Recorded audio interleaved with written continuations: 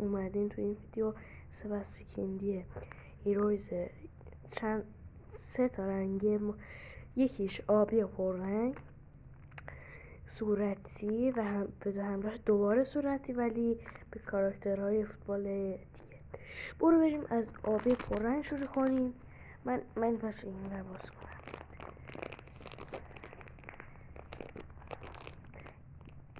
یه لحظه گوشی رو بذارم اینجا.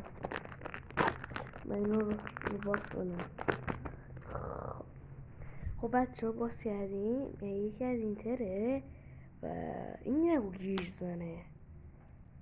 نه کیه؟ کنم خوب نمیبینید. ببینم لحظه من نمیشناسم.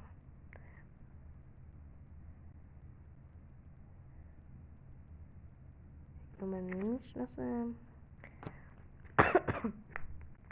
حالا اینه چلبامی است.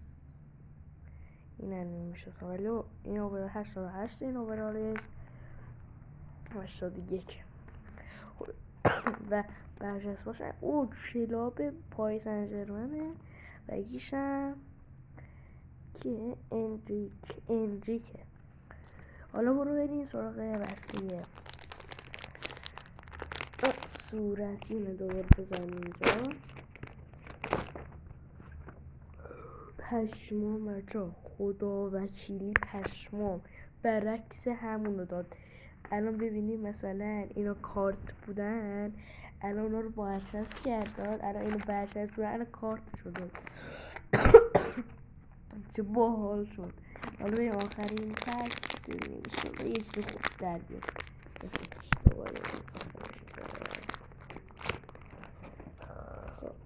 نه این دفعه تکراری نیست.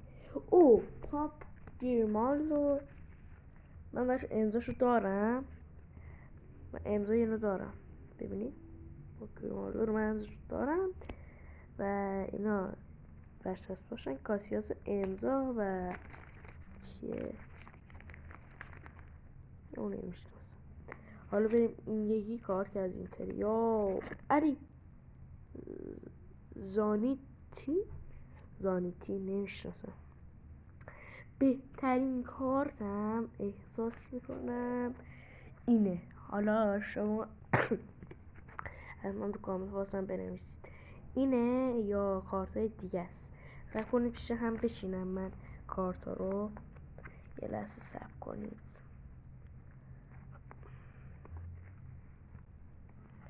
نامه من میشینم. بعد یه چیزی هم بگم لایک و ساب فراموش نشه.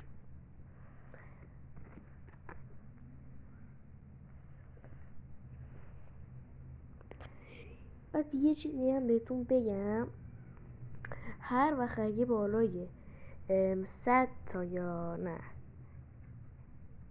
بالای 2000 تا بخونیم این از 300 تا کیمنی میخرم با هم باز میکنیم. یه روز 100 تا یه روز 100 تا یه روز 100 تا تا آخر تا تموم بشه. بچه همینون کارتا.